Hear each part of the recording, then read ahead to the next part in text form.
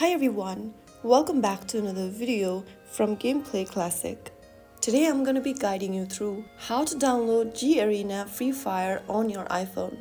To download the Garena Free Fire application, first of all, connect your device to a stable internet and then open up your App Store.